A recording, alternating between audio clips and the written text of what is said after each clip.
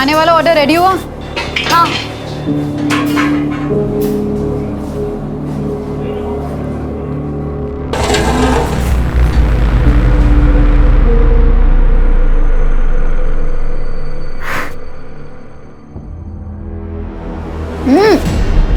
तूने फिर अपनी अकल लगाई।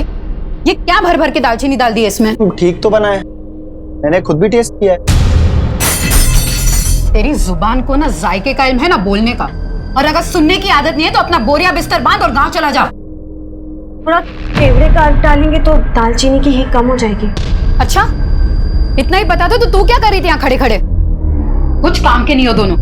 और ये बिरयानी भेज के मैं मेरा नाम बर्बाद नहीं करने वाली, ताकि चौराहे पे बांट दो इसको। काम करो अपना।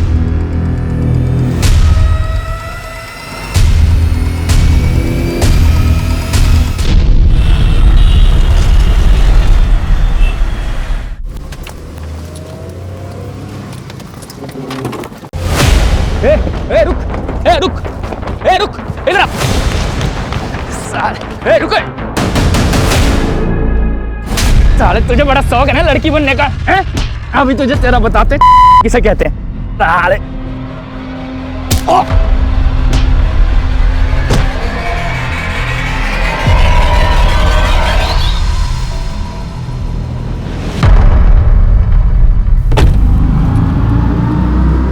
रुको, पकड़ो पकड़ो।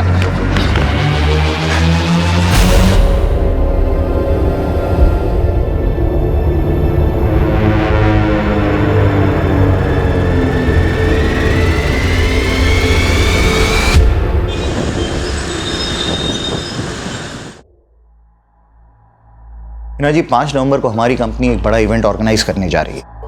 5000 लोग आपकी बिरयानी का लुत्फ उठाएंगे। इस बार कोई कसर मत छोड़ना। दिवाकर जी इतने सालों से आपके मेहमानों को परोस रहे हैं, कभी कोई कसर छोड़ी है जो आप छोड़ेंगे?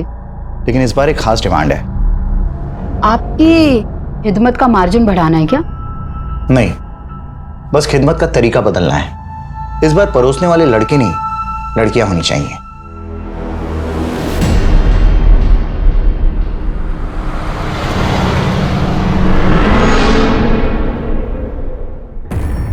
माफ कीजिएगा दिवाकर जी, मैं आपकी डिमांड पूरी नहीं कर सकती। ये मेरे उसूलों के खिलाफ है। हिना जी, अपनी पुरानी सोच का नकाब उतारिए। अब इसमें कोई बुराई नहीं है। मैं बखूबी जानती हूँ आप कितने शरीफ हैं, लेकिन मुझे ये बेहूदगी पसंद नहीं। उनको कभी कुछ पसंद नहीं आता इरफान, तंग आ गई हूँ मैं उनसे। 5 नवंबर को पुणे वाले इवेंट में हिना मैडम बिरयानी सप्लाई करने वाली है ना? हाँ, तो हम क्या करें, इसमें हमारा क्या भला होने वाला है? फिलहाल तो थोड़ा प्रेशर कम हो सकता है। मतलब ये कि 5 नवंबर को मैं तुम्हें एक स्पेशल तोहफा देने वाला हूँ। गम और खुशी भी तोहफे हैं जिंदगी के, सबको मिलते हैं। पर कुछ तोहफे ऐसे होते हैं जिन्हें अनरैप करने की हिम्मत नहीं होती हम में। लेकिन अब मैं ये हिम्मत करना चाहती हूँ। मैं वो नकाब अब उतार देना चाहती हूँ। दुनिया को दिखा देना चाहती हूँ कि मैं भी पत्थर नहीं हूँ।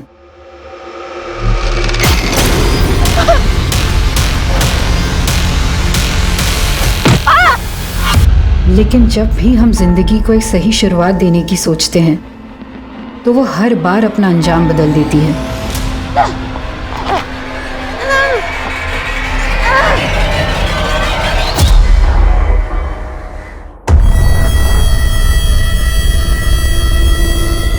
उस्मान, गेट खोल। उस्मान, एक मिनट बोल रहा। कौन है? कहाँ तेरा भाई? अरे उस्मान, कहाँ अंदर घुसे जा रहे हैं?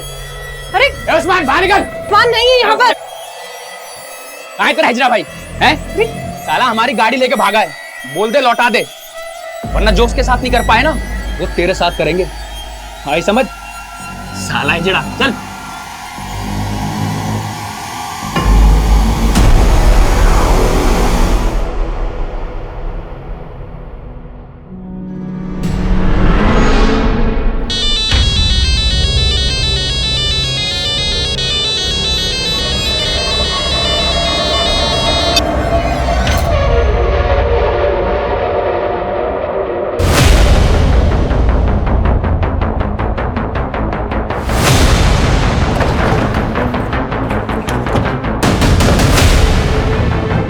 हटिए।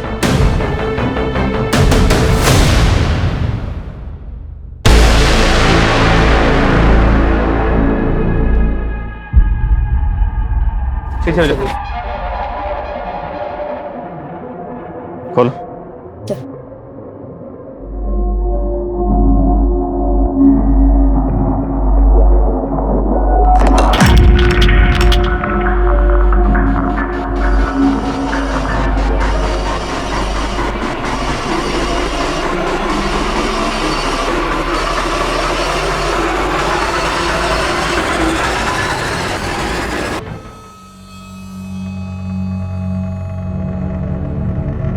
सर, इसके पास फोन पर्स आईडी कुछ भी नहीं है। बॉडी को जिस तरह यहाँ बोरी में डालकर डंप किया गया, कातिल ने इसकी शिनाख्त का कोई क्लू नहीं छोड़ा होगा।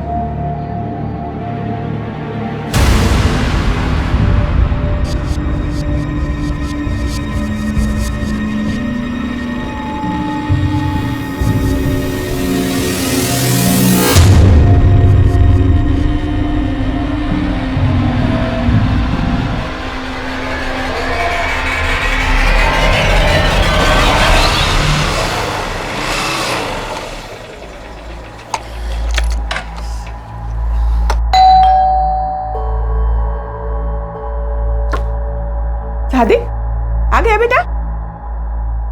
सादिक, ये चोट कैसे लगी तुझे? बाइक फिसल गई थी अम्मी। अरे तो डॉक्टर को दिखा के आता था। उसकी जरूरत नहीं थी, कर लूंगा। कहाँ गया था तू? कल सुबह से घर से निकला था और अब लौट रहा है। क्यों मरा जा रहा है उस लड़की के लिए?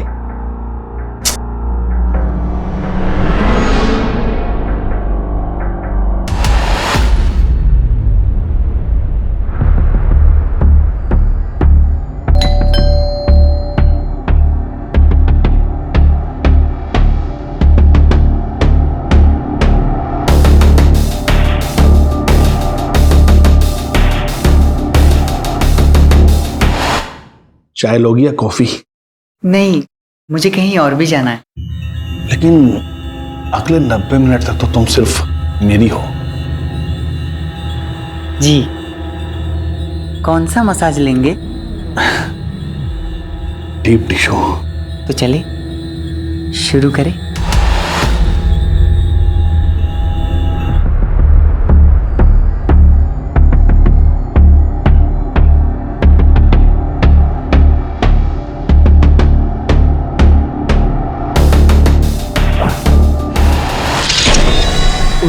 अरे ये मेरा हाथ क्यों बांध रहे? अरे मैंने ही बुलाया था तेरे को। जाओ।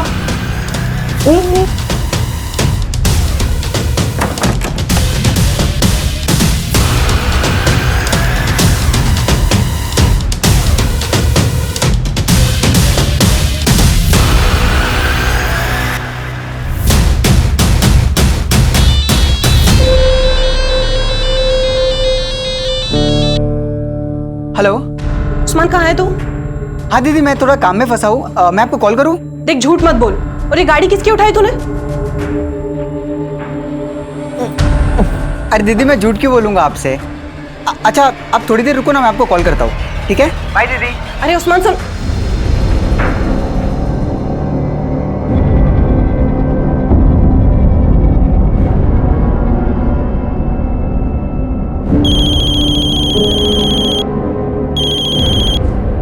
हेलो जी, रोशनी बोल रही हूँ। आप कौन? क्या लाश मिली है?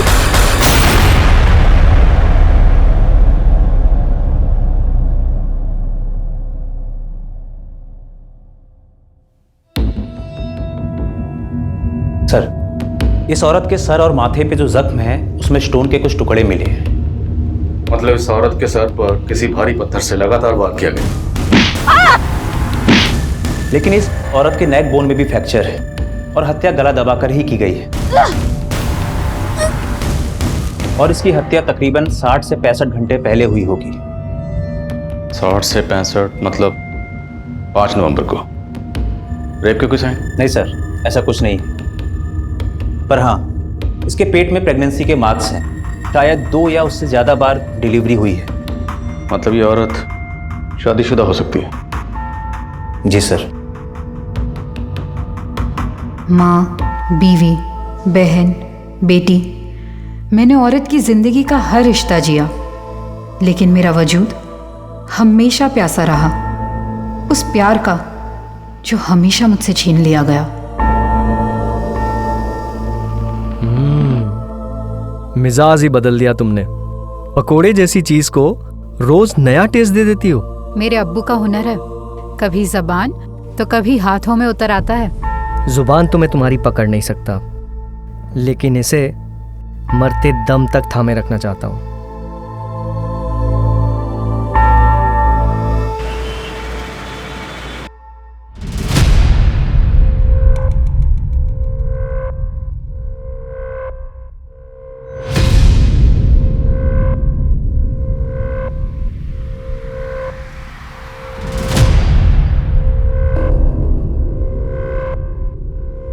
ये नहीं, जी वो नहीं।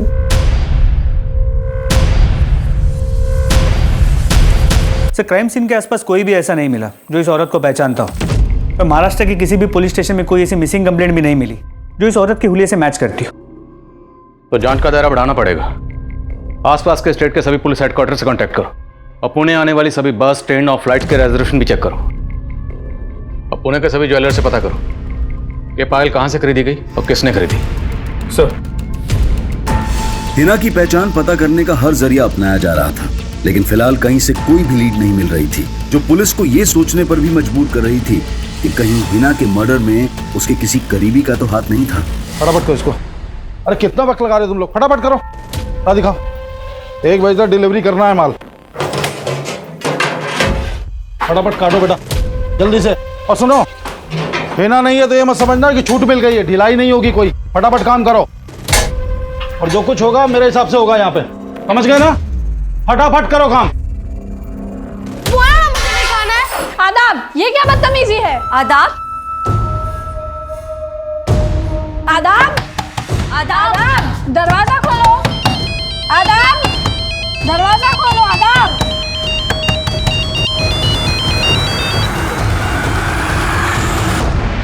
इरफान, मैंने बोला था ना मुझे फोन मत करना। हाँ, तो मुझे अवॉइड करने से तुम्हारी तकलीफ कम हो जाएगी क्या आना? तो तुमसे मिलकर कौन सी तकलीफ कम हो जाएगी मेरी? यार, तकलीफ में सिर्फ तुम ही नहीं हो ना, मेरी भी तो प्रॉब्लम समझो। प्लीज एक बार मिल लो। ठीक है, बताती हूँ। किससे बातें कर रही थी? आप क्यों ताका झाकी करती हैं?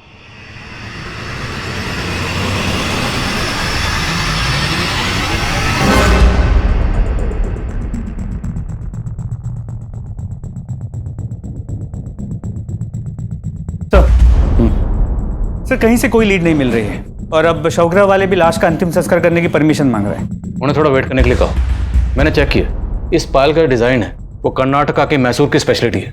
मतलब चांसेस है कि ये औरत मैसूर की हो सकती है? पॉसिबल है, लेकिन मर्डर हुआ पुणे में। एक काम करो, जिस एरिया में हमें लाश मिली उस एरिया का डंप डाटा स्टडी करो। हो सकता है मर्डर के वक्त इस औरत का फोन एक्टिव रहा, और मैसूर में यह पता करने की कोशिश करो कि पायल कहां से खरीदी हो सकती है। जी सर। जब किसी परिवार का कोई सदस्य लापता हो जाता है तो पूरा परिवार उसकी खोज में जुट जाता है, लेकिन क्या हिना के परिवार वाले भी उसकी तलाश कर रहे थे? 1 महीने से ज्यादा का वक्त गुजर चुका था और हिना के शव को अंतिम विदाई देने वाला कोई सामने नहीं आया था। वहीं पुणे से लगभग 2000 किलोमीटर दूर कोलकाता में रोशनी नाम की एक औरत ने अपने पति की गुमशुदगी की रिपोर्ट लिखवाई थी और उसे लगातार कई लाशों की शिनाख्त के लिए बुलाया जा रहा था। 4 राज्यों तक फैले इस केस में ऐसे कई चेहरे थे जो इस केस को और भी रहस्यमयी बनाने वाले थे, लेकिन फिलहाल पुणे पुलिस कर्नाटका के मैसूर शहर में इस केस की कड़ियां ढूंढ रही थी। लेकिन किसी भी सुनार से यह पता नहीं चल पा रहा था कि वो पायल कहां से बेची गई होगी। वहीं पुणे में क्राइम सीन के एरिया का डंप डेटा भी निकाला जा रहा था। वहीं पुणे से लेकर मैसूर तक के लोकल अखबारों में हिना की तस्वीरें छपवाई गईं और जगह जगह उसके पोस्टर चिपका दिए गए थे, और जल्द ही एक ऐसा आदमी सामने आया जो हिना को जानता था।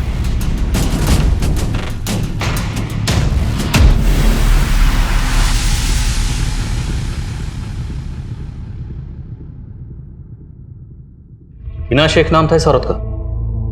जी साहब, ये मेरी दूर की भाभी लगती हैं। ये हिना शेख यहीं मैसूर में रहती थी?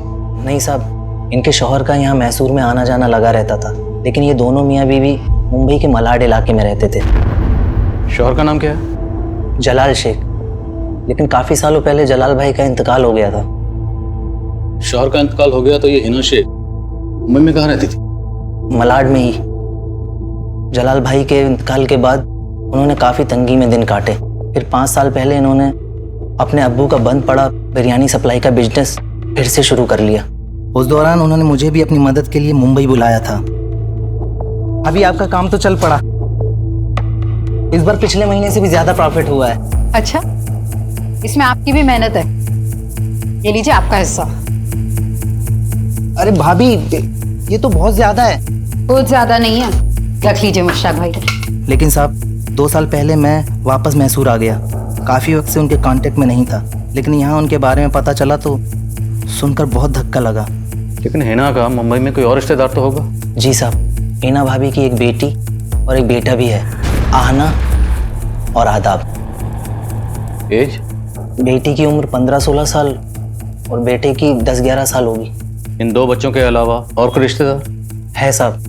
हिना भाभी की सास भी है, आतिया शेख, और उनका देवर सादिक शेख। वो दोनों बोरीवली में कहीं रहते हैं। और हाँ, उनका एक बड़ा भाई भी है, अनवर बेग। वो अपनी बीवी जरीना के साथ अंधेरी में ही कहीं रहता है।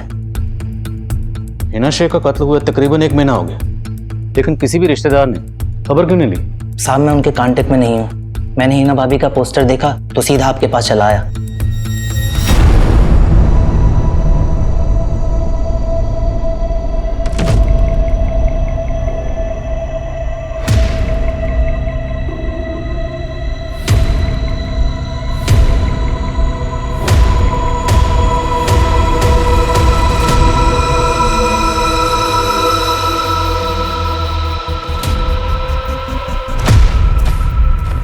आपको गलतफहमी हो रही है सर। हमने तो हिना की गुमशुदगी की रिपोर्ट भी लिखवाई थी। कौन से पुलिस स्टेशन में? जी, मलाड पुलिस स्टेशन में। FIR भी लिखवाई है सर, ये देखिए। आपने FIR में लिखवाया कि हिना 5 नवंबर की सुबह नासिक गई थी? हाँ, वो आना से नासिक के बारे में ही बोल के निकली थी। लेकिन हमें हिना की लाश यहाँ 6 नवंबर को पुणे में मिली। हिना पुणे क्यों आई होगी? यहाँ कोई है जिससे मिलने आई होगी? सर, पुणे में LNC नाम की एक इवेंट कंपनी है। अम्मी इनके इवेंट्स में बिरयानी सप्लाई करती थी। 5 नवंबर का भी ऑर्डर था, पर घर से निकलते वक्त अम्मी बोली कि वो नासिक जा रही है। आदा, बेटा मुझे काम से नासिक जाना, आने में देर हो जाएगी। दोनों भाई बहन लड़ना मत। पर अम्मी, आज तो 5 नवंबर है ना। पूना के इवेंट में बिरयानी का ऑर्डर था और अब नासिक जा रहे हो। तो मेरी काम की बातों पर गौर करना बंद कर दे और अपनी पढ़ाई पे ध्यान दे। शरारत नहीं।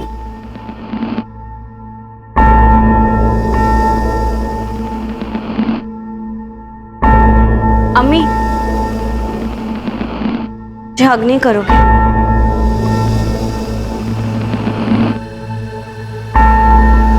चलती हूँ, दोनों लड़ाई मत करना।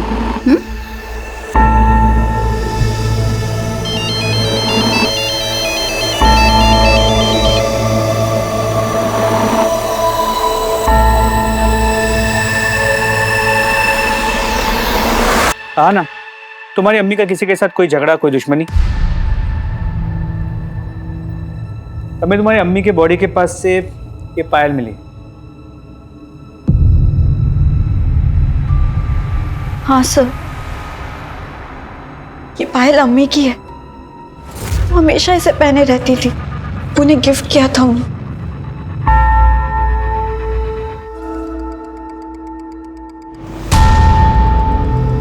सर, क्या मैं ये पायल ले जा सकती हूँ?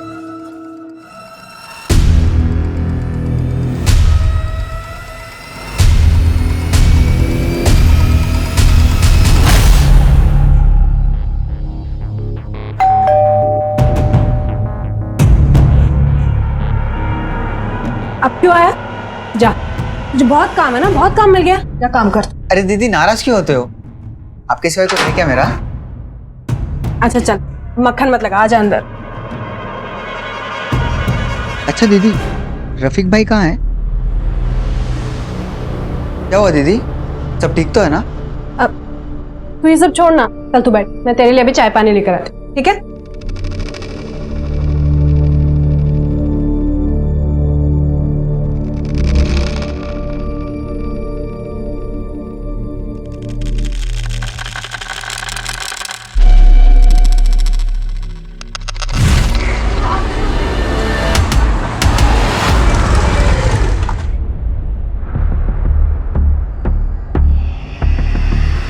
उस्मान रुक!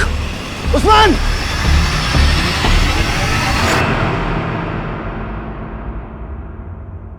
चल चाय पी।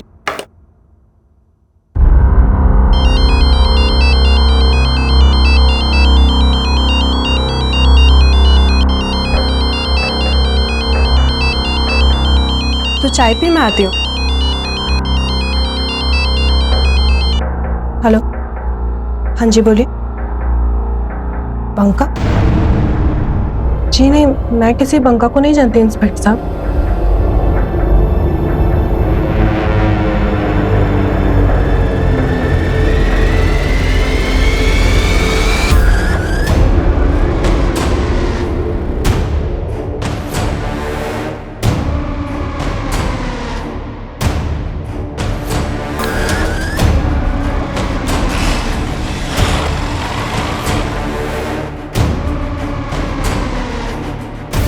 हिना के रिश्तेदारों ने उसकी मिसिंग कंप्लेंट फाइल की थी, हमें इस बारे में क्यों नहीं पता चला? तो चूक लोकल पुलिस की, शायद उन्होंने ध्यान नहीं दिया। हमने हिना की फोटो को सर्कुलेट कर रखा है, तो उनसे बात करके ऐसा लगा कि शायद उन्होंने हिना को ठीक से ढूंढने की कोशिश भी नहीं की है। पर अब हमें कोई चूक नहीं करनी, हमें किसी भी कीमत पर हिना के कातिल को ढूंढना है। हिना 5 नवंबर को अपने घर से बेटी को ये कह के निकली कि वो नासिक जा रही, जबकि हमें हिना की लाश 6 नवंबर को पुणे में मिली। मामला कुछ समझ में नहीं आ रहा।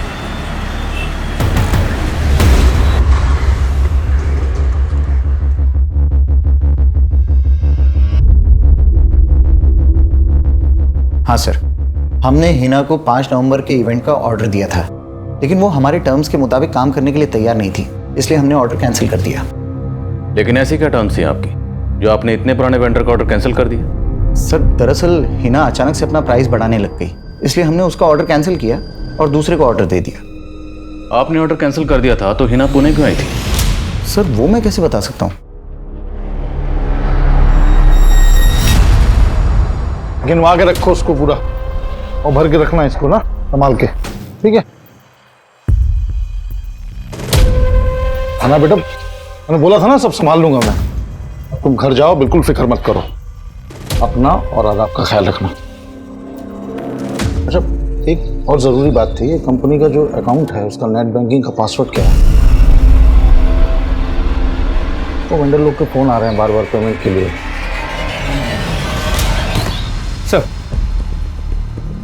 सर हिना के कॉल रिकॉर्ड चेक किए। 5 नवंबर की सुबह उसने 2 बार दिवाकर को फ़ोन किया था और उसके बाद उसका फ़ोन मुंबई से पुणे की तरफ ट्रैवल हुआ और 5 नवंबर के शाम 5 बजे उसका फ़ोन पुणे में स्विच ऑफ हुआ। यानी उसी दौरान जब उसका कत्ल हुआ। सर मैंने इस दिवाकर की फील्डिंग लगा दी।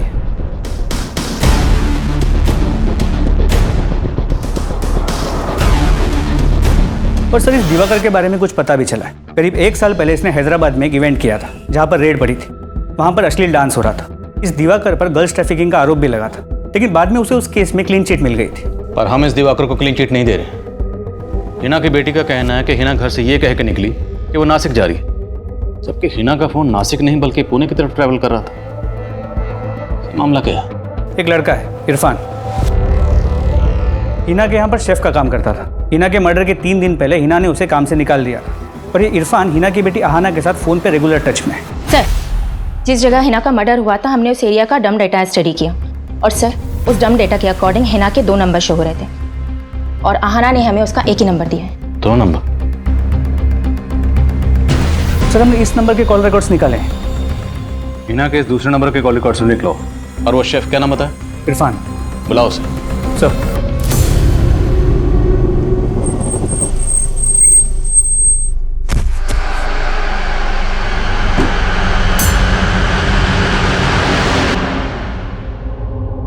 सर मानता हूँ कि हिना मैडम ने मुझे जॉब से निकाल दिया था, लेकिन मैंने कुछ नहीं किया है।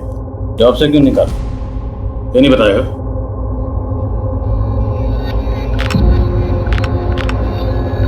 कैसी लग रही हूँ? बहुत खूबसूरत लग रही हो। पर अम्मी के रहते ना ऐसे कपड़े नहीं पहन सकती मैं। लेकिन फिलहाल मेरे लिए तो पहन सकती हो ना। वैसे लगता है अम्मी।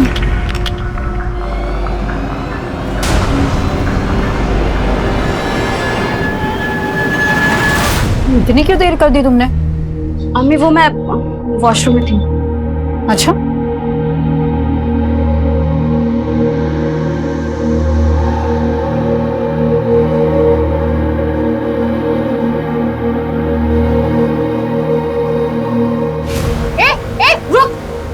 इरफान,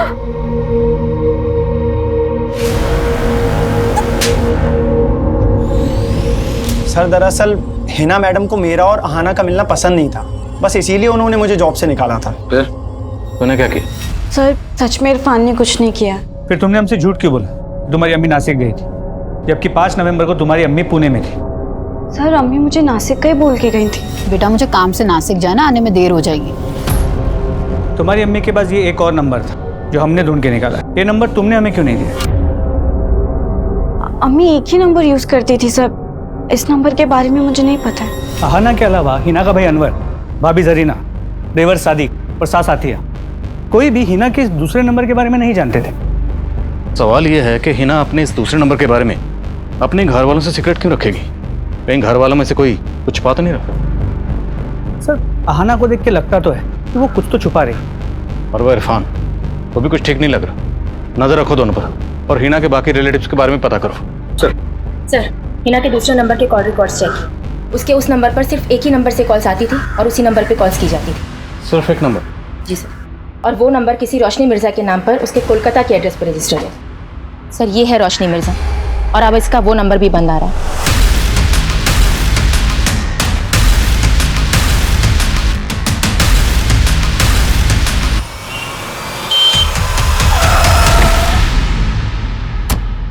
सर आप जिस रोशनी मिर्ज़ा से मिलने आए हैं उसने करीब 1 महीना पहले 3 नवंबर को अपने पति रफीक मिर्ज़ा की मिसिंग रिपोर्ट फाइल की थी, और कुछ दिन पहले हमें रफीक की लाश मिली थी।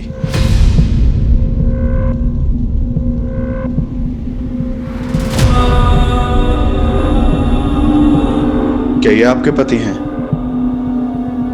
3 नवंबर को रोशनी के शौहर का यहाँ कलकत्ता में मर्डर हुआ, और 5 नवंबर को हिना का पुणे में।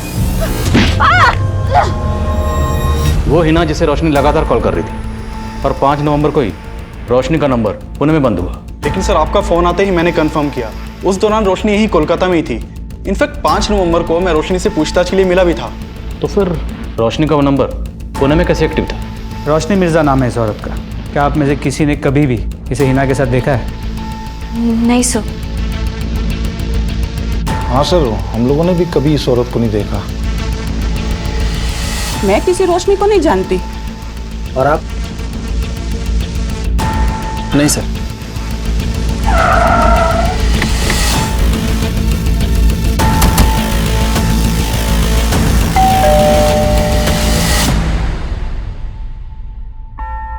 सर मैं ऐसा कोई नंबर इस्तेमाल नहीं करती थी, ये मेरा नंबर नहीं है। लेकिन ये नंबर आपके नाम पर रजिस्टर्ड है, और इस नंबर से मुंबई में एक हिना नाम की औरत से लगातार बातें हो रही थी। ये हिना, पहचानते हैं इसे? नहीं सर, मैं नहीं जानती इसको। मैं कभी मुंबई भी नहीं गई हूँ। और पुणे? नहीं सर, मैं कभी बंगाल से ही बाहर नहीं गई हूँ।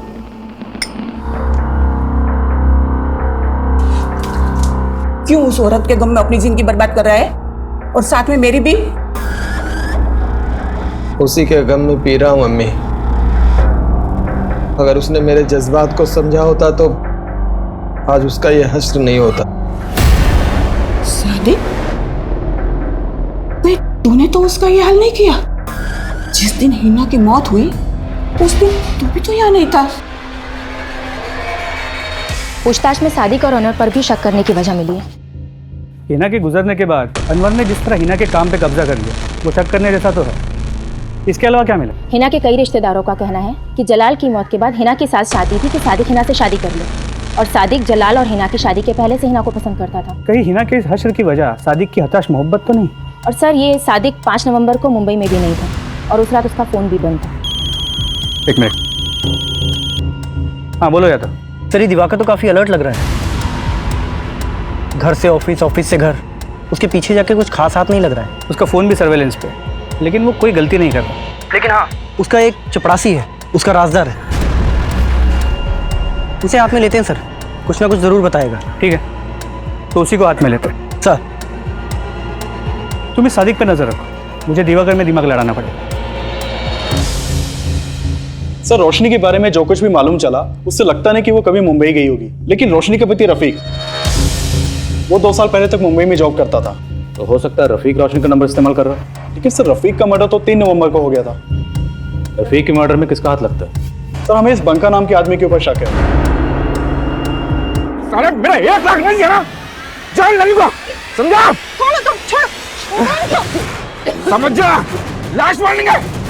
सर रोशनी ने हमें इस झगड़े के बारे में बताया था। सर रोशनी बंका का नाम नहीं जानती थी, लेकिन उसने बंका की फोटो से उसे आइडेंटिफाई किया था और ये बंका 3 नवंबर से ही फरार है। इस बंका के अलावा और कोई सस्पेक्ट? जी सर हमें रोशनी के छोटे भाई उस्मान के ऊपर शक है। सर जब से रफीक का मर्डर हुआ है ये उस्मान भी गायब है, लेकिन रोशनी नहीं मानती कि उस्मान रफीक का मर्डर करेगा। तो फिर ये उस्मान गायब क्यों है? सर फिलहाल तो इसका कोई लीड नहीं मिला है, लेकिन हम उस्मान की तलाश कर रहे हैं। कहीं ऐसा तो नहीं है उस्मान ही अपनी बहन का दूसरा नंबर इस्तेमाल कर रहा था और रोशनी झूठ बोलकर इसे बचा रही है?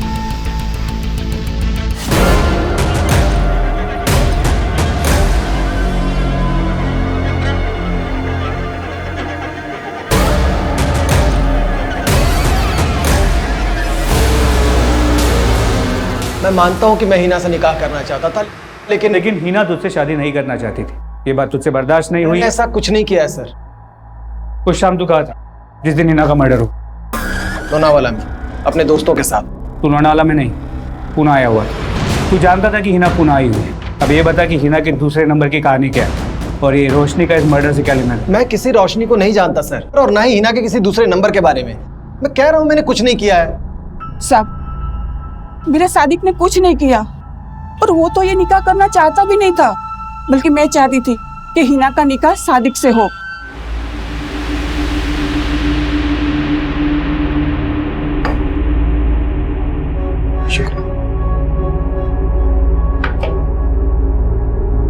देख बेटा, जलाल के जाने का गम कभी नहीं भरेगा, पर मैं तुझे और तेरे बच्चे को ऐसे मायूस नहीं देख सकती। और मेरे कहने पर सादिक तुझे अपनाने को तैयार है, निकाह कर ले इससे। ये आप क्या कह रही हैं अम्मी? सादिक मेरे भाई जैसा है। साहब मैं मानती हूँ सादिक थोड़ा गुस्से वाला है, पर हिना को नुकसान कभी नहीं पहुंचा सकता वो।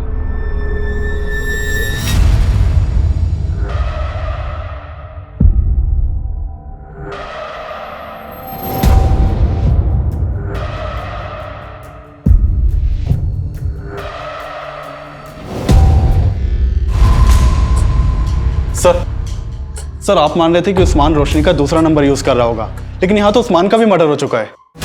उस्मान का मर्डर? जी सर 6 दिन पहले करीमगंज पुलिस को हाईवे के पास उस्मान की लाश मिली थी। ये देखिए।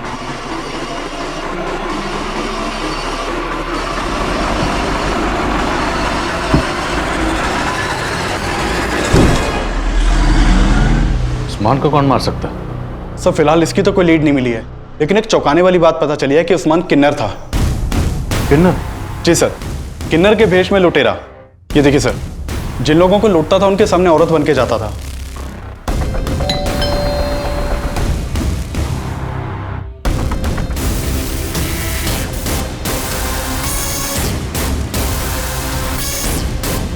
पूरा गैंग था इसका, और कई एरियाज की पुलिस उस्मान को ढूंढ रही थी, लेकिन सर रोशनी ने हमें नहीं बताया कि उस्मान किन्नर था।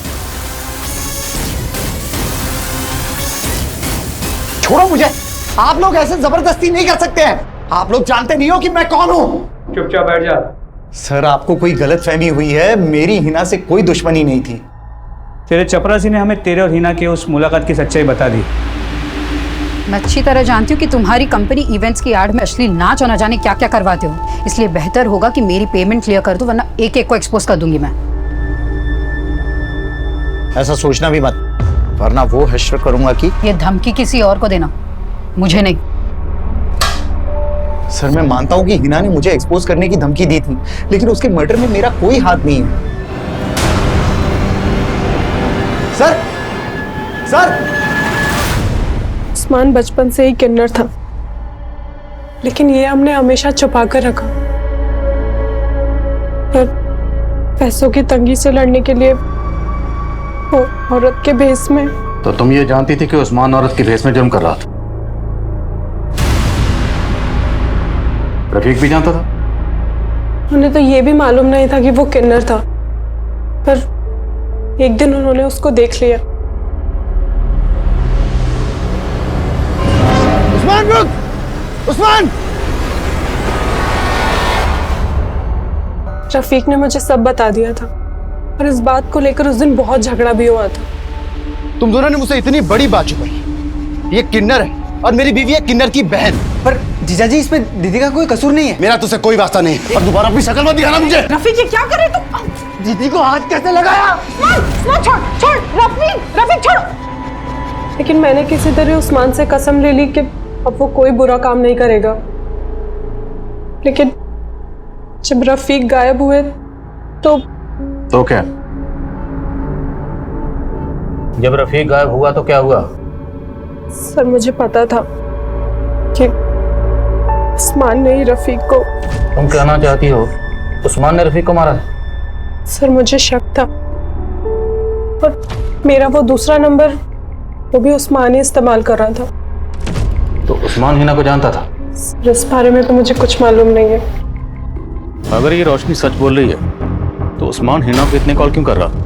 कहीं ऐसा तो नहीं कि हिना को भी उस्मान जिसका इनके साथ काम कर रहा था उन लोगों के बारे में कुछ पता चला? सर उनकी तलाश जारी है। लेकिन रफीक के मर्डर का एक और सस्पेक्ट है, बंका। अगर रफीक का मर्डर उस्मान ने किया है तो बंका क्यों गायब? कहीं ऐसा तो नहीं ये रोशनी उस्मान का नाम लेकर बंका को बचा रही है? लेकिन सर हमें बंका और रोशनी के बीच में ऐसा कोई भी कनेक्शन नहीं मिला था। ये हमें गुमराह करने की चाल भी हो सकती है। हो सकता है बंका रोशनी का दूसरा नंबर इस्तेमाल कर रहा। ये बंका कहाँ फरार है, उस पर कोई लीड? सर बंका का फोन 7 नवंबर को केरल में बंद हुआ था। मैंने केरल पुलिस को बंका की फोटो भेजी थी, लेकिन अभी तक कुछ पता नहीं चला। बंका का फोन जिस एरिया में बंद हुआ मुझे उस एरिया की डिटेल दो और इस रोशनी पर नजर रखो। सर आना बेटा, ये गलत फहमी अपने दिमाग से बिल्कुल निकाल दो कि हमें हिना के बिजनेस का कोई लालच है। हम दोनों यहाँ तुम लोगों के साथ सिर्फ इसलिए हैं क्योंकि हमें लगता है कि हमसे बेहतर परवरिश तुम्हारी कोई और नहीं कर सकता है। हाँ बेटा, हम तुझ पर कोई रोक टोक भी नहीं लगाएंगे। माना कि मुझे अम्मी की रोक टोक पसंद नहीं थी, लेकिन आप लोगों का जबरदस्ती का प्यार दिखाना ना बहुत इरिटेटिंग लग रहा है। अनुज, मैं तुम्हें एक बंका नाम के आदमी की डिटेल्स भेज रहा हूँ। इस बंका का फोन 7 नवंबर को केरला में स्विच ऑफ हुआ था। अपने खबरों को काम पे लगाओ और जरा इसकी डिटेल निकलो। पुणे, मुंबई, मैसूर और कोलकाता के बाद अब पुलिस केरला में इस केस की कड़ियां ढूंढ रही थी। पुलिस का खबरी नेटवर्क बंका को केरला में ढूंढ रहा था। वहीं कोलकाता पुलिस ने उन किन्नरों का पता लगा लिया जिनके साथ उस्मान लूटपाट करता था, और पुलिस रिमांड में उन्होंने कबूल किया था कि उन्होंने उस्मान को उनके गिरोह की आपसी रंजिश में मार दिया था। क्या? आधा हिस्सा? हाँ तो खूबसूरती तो मेरी भी है ना। देख तेरा बहुत ज्यादा हो रहा है। मुझे नहीं पता, आधा चाहिए मुझे। आधा हिस्सा चाहिए? चाहिए। अब क्यों तुझे आधा हिस्सा?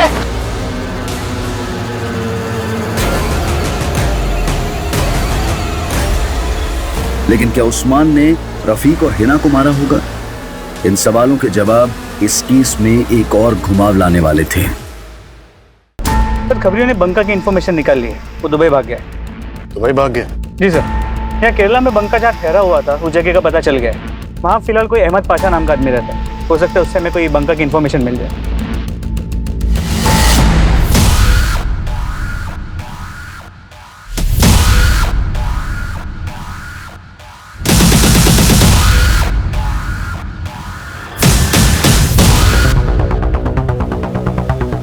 सर हो सकता है यही अहमद पाशा, बंका यही रहता था।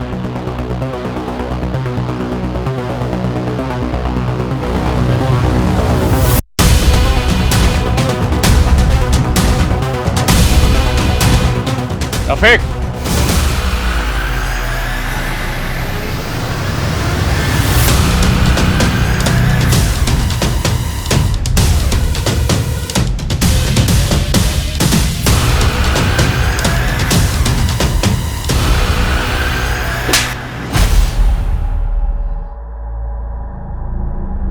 तू और तेरी बीवी तो बड़े शातिर निकले। तेरी बीवी बोल रही थी कि तुझे उस्मान ने मार दिया, लेकिन तू वहां चुप के बैठा हुआ था। अपनी बीवी के नंबर से हिना को तू ही कॉल करता था ना? नहीं सर, सिर्फ मैं ही नहीं, हिना भी मुझे कॉल किया करती थी। 2 साल पहले तक मैं मुंबई में जॉब कर रहा था। हिना की बिरयानी अक्सर मेरे ऑफिस में सप्लाई हुआ करती थी। हिना, ये लीजिए आपकी पेमेंट का चेक। शुक्रिया। शुक्रिया तो मुझे भी कहना चाहिए, आपकी बिरयानी वाकई बहुत लजीज है। फिर हम अक्सर मिलने लगे। जलाल को खो देने के बाद मैंने अपनी जिंदगी को एक दायरा दे दिया था। सोचा सिवाय अपने बच्चों की खुशी के और कुछ नहीं सोचूंगी। हिना, तुम्हें भी अपने बारे में सोचना चाहिए। मैं भी अपने बारे में अब सोचना चाहता हूँ। तुम कहना क्या चाहते हो रफीक? देखो, हम दोनों एक दूसरे से बहुत प्यार करते हैं। क्या तुम नहीं चाहती कि हम दोनों की शादी हो? मैं तुम्हारी फीलिंग्स की रिस्पेक्ट करती हूँ रफीक, लेकिन मैं शादी नहीं करना चाहती। फिर मेरे पेरेंट्स ने मेरी शादी रोशनी से करवा दी। कोलकाता में मैंने जूते की दुकान डाली। सोचा काम में डूबा रहूंगा तो हिना को भुला दूंगा। सर, मेरा बिजनेस नहीं चला। एक दिन काम के सिलसिले में मुंबई गया तो न चाहते हुए मैं हिना को कॉल कर बैठा। रफीक, मैंने भी तुम्हें भूलने की बहुत कोशिश की, पर नहीं हो सका। मैं अब तुम्हें मेरी जिंदगी से दूर जाने नहीं दे सकती। हम दोनों पर अजीब सा पागलपन सवार हो गया था। हम दोनों और ज्यादा मिलने लगे। इतना ही नहीं, वो मेरी पैसों से भी मदद करने लगी, लेकिन मेरी बीवी का नाम सुनते ही वो बौखला जाती थी। तुम मुझसे प्यार करते हो या अपनी बीवी से? बीवी तो मैं तुम्हें बनाना चाहता था, लेकिन तुमने मेरा प्यार कहाँ समझा? रफीक, मैं मानती हूँ कि मेरी गलती थी, लेकिन अब मैं तुम्हें खोना नहीं चाहती। तुम अपनी बीवी को छोड़ दो। अच्छा, तुम छोड़ सकती हो अपने बच्चों को मेरे लिए? ठीक है, हम अब नहीं मिलेंगे, लेकिन तुम्हें वो मेरे सारे पैसे वापस करने होंगे जो तुमने मुझसे लिए थे, वरना तुम्हें मोलेस्टेशन के चार्ज में अरेस्ट करवा दूंगी। उसका वो रूप देखकर मैं हैरान हो गया। मैं भी उससे छुटकारा पाने का एक रास्ता निकाल लिया। तुमने इस सब के बारे में अपनी बीवी को बताया और तेरे इस प्लान में तेरी बीवी भी शामिल हो गई। सर, रफीक तो मुझे किन्नर की बहन बोलकर हमेशा छोड़ने के ताने देते थे, लेकिन फिर अपने और हिना के रिश्ते की सच्चाई बताकर भी मेरा साथ हमेशा देने का वादा भी किया। सर, रोशनी साथ हो गई तो मैंने हिना को कॉल करके झूठ का बोला कि रोशनी मेरा साथ छोड़ने के लिए तैयार। इसके बदले उसे 5 लाख रुपए चाहिए। हिना मान गई और मैंने बंका को भी साथ में ले लिया। और बंका भी तैयार हो गए? सर, मुझे बंका का उधार देना था और उसे उन पैसों से दुबई जाना था, तो मैंने बंका पर प्रेशर डाला कि तू मेरा साथ दे। हिना 5 नवंबर को 5 लाख रुपए लेकर मुझसे मिलने पुणे आ गई। ये लो।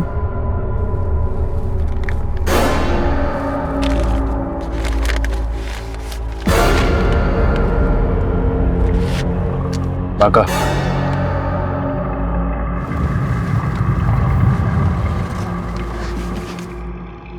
गाड़ी क्यों रुकवाई तुमने?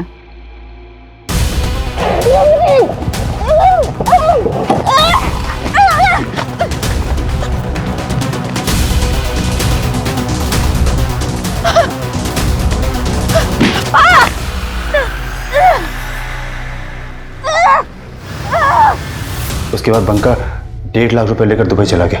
मैं भी दुबई जाने वाला था। केरला में अहमद पाशा के नाम से मैंने अपना पासपोर्ट ही बनवा लिया था। वीजा लगने की देरी थी कि आप लोग आ गए। अब तेरा वीजा हम लगाएंगे, इस जेल का, वो भी लाइफ टाइम। सड़े यहां पे आप। रिश्तों के बनने की वजह मायने नहीं रखती है, लेकिन उनके टूटने के 1000 मायने निकाले जाते हैं। छिप छिप कर मिलना रिश्ते की मजबूरी हो सकती है, लेकिन यह सोचने की जरूरत है कि जिस रिश्ते को हम दुनिया के सामने नहीं ला सकते हैं, वो रिश्ता हमेशा हमें डर की जिंदगी देता है। इसलिए दुनिया की परवाह करने से बेहतर है कि हम अपनी परवाह करें। अगर हिना ने वाकई अपनी परवाह की होती तो वो शादीशुदा रफीक को अपनी जिंदगी में वो जगह नहीं देती जो उसने दे दी थी। और यही वजह थी जिसने रफीक के हौसले इतने बुलंद कर दिए कि वो धोखे और फरेब का एक ऐसा खेल रच बैठा जिसने हिना को हमेशा के लिए खामोश कर दिया। अब मैं अनूप सोनी आपसे विदा लेता हूं। फिर मुलाकात होगी क्राइम पेट्रोल सतर्क के ब्लैक हेडलाइंस अध्याय में एक और नए केस के साथ। और याद रखें, क्राइम और आपके बीच में सिर्फ इतना फर्क है कि आप कितने सतर्क हैं। सतर्क रहें, सुरक्षित रहें। जय हिंद।